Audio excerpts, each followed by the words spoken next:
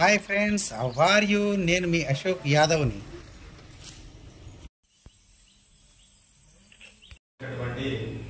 ఈ క్షేత్రాన్ని విష్ణునందీశ్వర క్షేత్రం అని చెప్పి అంటారు. ఈ క్షేత్రంలో శ్రీ మహావిష్ణువు చేత ప్రతిష్ఠింపబడిన లింగము కాబట్టి ఇది విష్ణునందీశ్వర క్షేత్రంగా విరాజిల్లుతూ ఉన్నది. ఈ లింగాన్ని సాక్షాత్తు శ్రీ మహావిష్ణువే ప్రతిష్ఠ చేశాడు అని చెప్పి పురాణోక్తంగా చెప్పబడడం జరిగింది. లక్ష్మీదేవి విష్ణుమూర్తిపై అలిగి భూలోకానికి వస్తే ఆ లక్ష్మీదేవిని వెతుకులాడడానికి శ్రీ మహావిష్ణువు భూలోకానికి వస్తాడంట. వచ్చినప్పుడు ఆ లక్ష్మీదేవి జాడ కనబడకపోతే ఆ ఈశ్వర లింగాన్ని ప్రతిష్ఠ చేసి ఆ స్వామివారికి విశేష పూజలన్నీ కూడా జరిగిన తర్వాత ఆ లక్ష్మీదేవి జాడ కనబడుతుంది. ఇరువురు కూడా ఒకటైతారంట. అట్లా శ్రీ మహావిష్ణువు చేత ప్రతిష్ఠింపబడిన లింగము కాబట్టి విష్ణునందీశ్వర క్షేత్రంగా నవనందుల్లో ఒకటిగా విరాజిల్లుతూ ఉన్నది.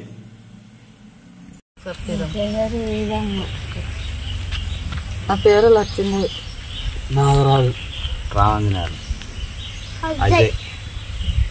చెంచు జాతికి చెందిన వారు. ఈ పిల్లోడు చూడండి, తన చిన్న పిల్లవాడు బడికి పోవడం లేదు, ఏం లేదు. ఇలాంటి దాతలు ఎవరైనా ముందుకు వస్తే ఈ బడికి కానీ అభివృద్ధి చేసుకోవచ్చు. ఆధార్ కార్డు కూడా లేదంటున్నాడు. ఆధార్ కార్డు కూడా మనం టీచర్ కూడా ఈ పిల్లల్ని చదివించాలంటే చదివించగలము.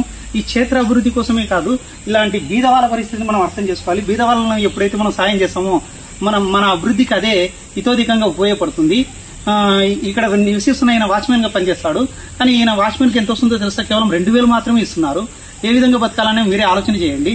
ఇక్కడ నివసిస్తున్న భీమా పేరు కూడా మీరు చూసినారు కదా, ఇవి కూడా 2000 ఇస్తున్నారు. కాబట్టి వీళ్ళ అభివృద్ధి కోసం మీరు పూనుకుంటారని నంద్యాల ప్రజలకు నేను నమస్కారం చేస్తున్నాను.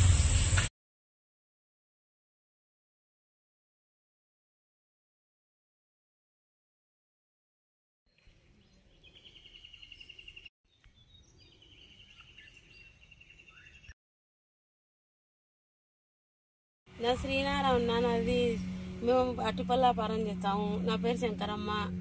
మేము కెమికల్ ఏమి వేయకుండా మా అట్టి పనులు అమ్ముతాం మహానంది రోడ్లో. నాకు రోజు వాళ్ళ రైతులకు కట్టంగా రోజు 500 కూలి ఉంటుందయ్యా. ఇవి సుగంధాలు అయ్యా, ఇవి చాలా తీపి ఉంటాయి, బాగా అమ్ముడు పోతాయి. Please subscribe.